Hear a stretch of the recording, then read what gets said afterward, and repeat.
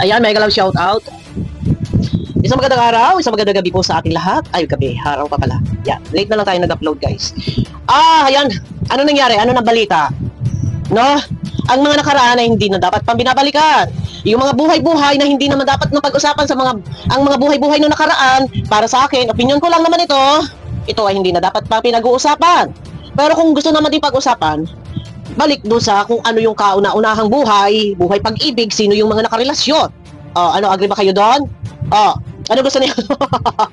Guys, pakiclick naman muna na thumbs up. Nasa ganun yung sa palasa ni YouTube, Kasi, karay-karay, ang laki ng views, diba? So, open book na daw. Sige, basa tayo. Kalkalin natin, basahin natin. Open book na raw. So, dito muna tayo, no?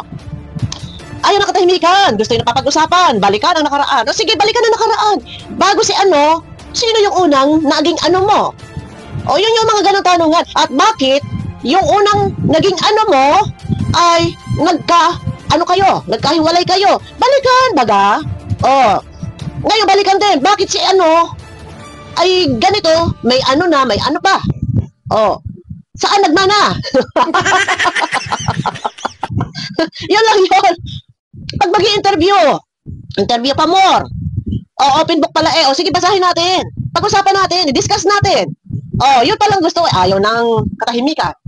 Ayaw ng gawing pribado ang buhay. At kailangan pa ba talaga nakalkali pag-usapan? Ano man yung mga dapat pag-usapan? Ano man yung nakaraan? Paano kayo nagkakakilala? Paano kayo nag-ibigan? Sino ang unang na-in-love? Ay, hindi po namin alam kung paano kami na-in-love. Basta po ay nagka-in-love na lang. Parang, nagsama na lang ng panahon na ang nag-adyaho. Ay, bakit gayon? Ano yun?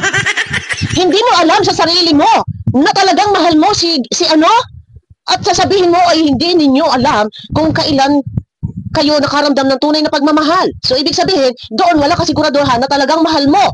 At basta ang sabi mo, hindi namin alam kung kailan nagkainlaban.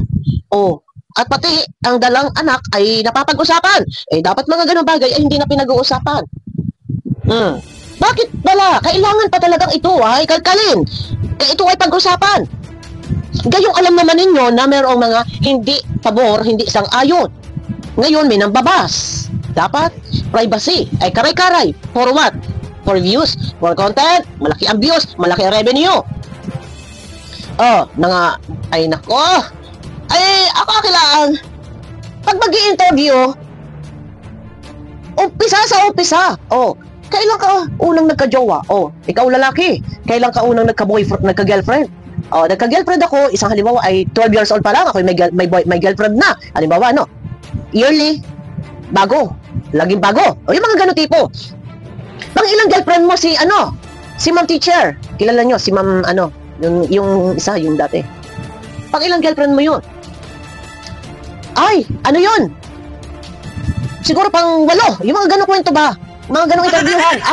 Ay, bakit? Yung sa lab team mo, sabi mo, pariligaw-ligawan mo na.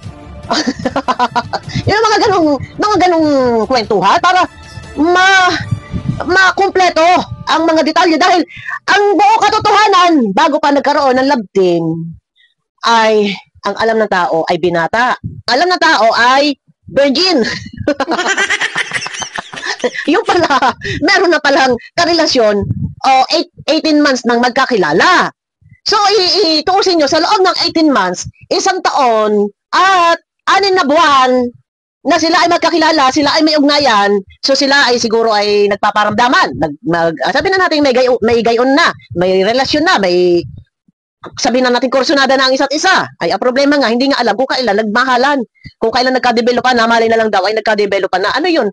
MU? Walang linaw na sinabing, mula ngayon ay girlfriend na kita. Mula ngayon ay ako na ang boyfriend mo. Wala.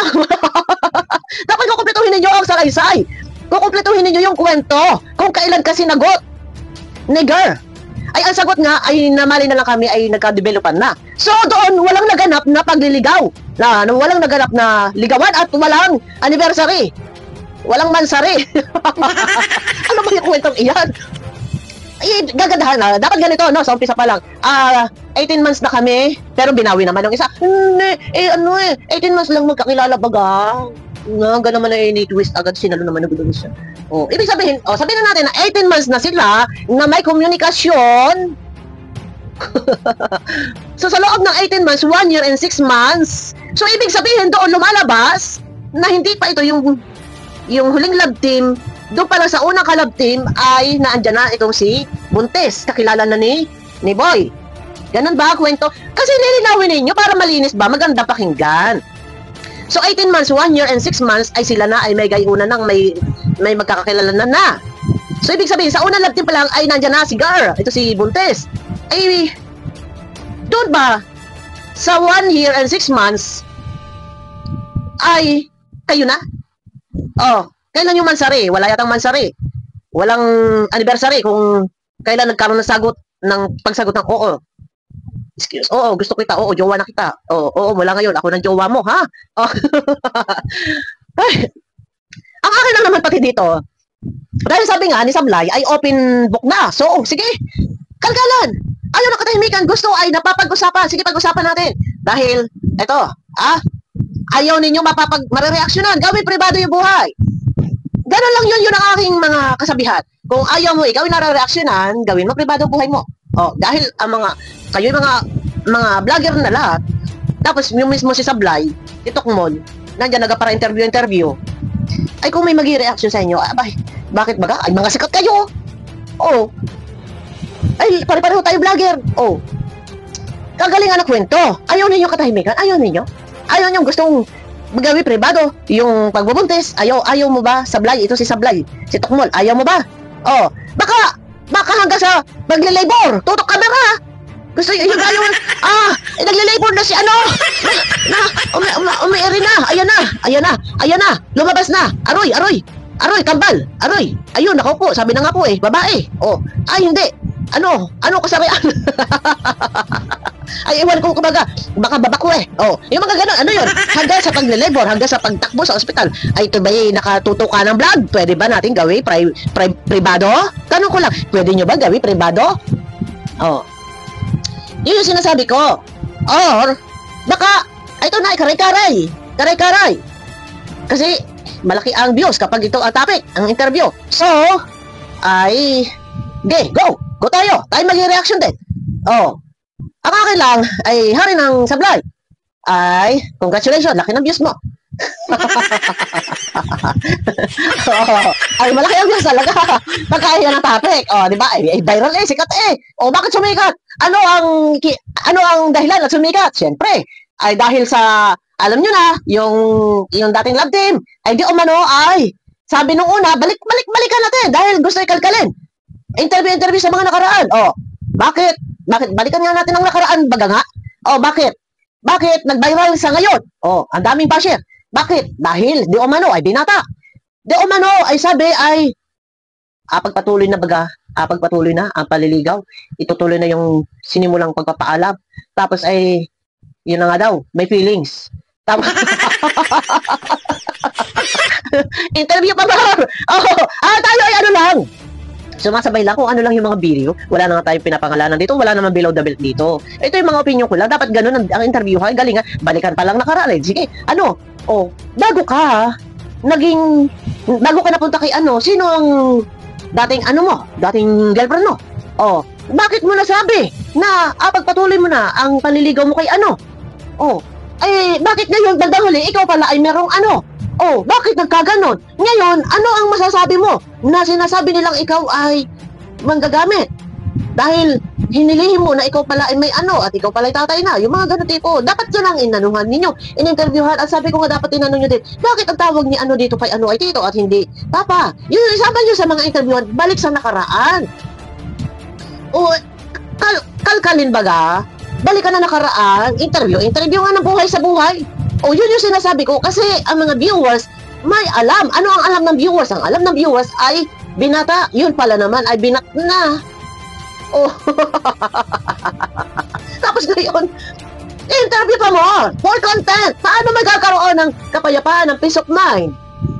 Kung mismo si Tokmol o si Hari ng Sablay, bakit ko nabibigas na papangalanan sasabi Tokmol, ay siya lagi bukang bibig ay Tokmol.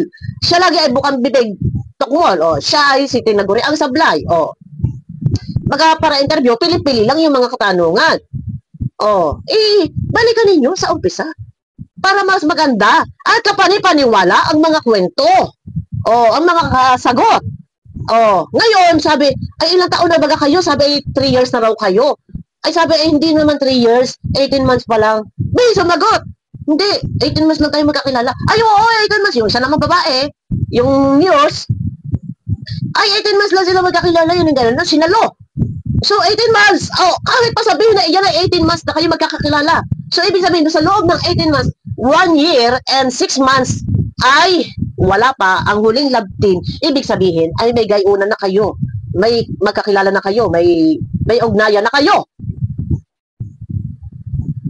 Yung huling love team, kasagsagang kayo ng huling love team, ibig sabihin, bago nag-start, itong huling love team, ay kayo'y meron ng ugnayan ni Buntis. So, ay naku naman. Ang tanong, ito na nga sana nga yung sinabi, ito sana sa interview, sinama. Ganito ang tanungan doon pag kayo nag-i-interview.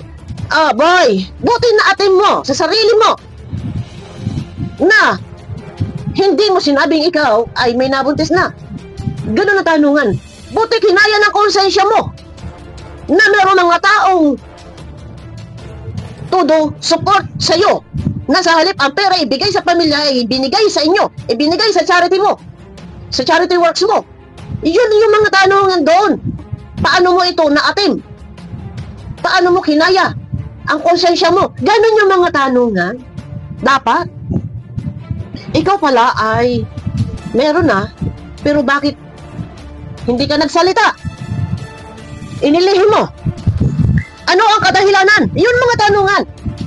Para ba nakakuha ka ng sponsor? Or may mag-sponsor sa'yo? Or umangat ang channel mo? Ganun yung mga tanungan doon. Yun yung sinasabi ko, hindi yung, ay, anong feelings mo? Anong naramdaman mo? Ay, kailan pa kayo? Ay, hindi ho namin alam. Ang alam ho namin ay basta ho kami nagka-develop pa na lang. So, hindi alam kung kailan minahal. So, doon walang petsa, walang date, walang petsa kung kailan sinagot. Ano yun?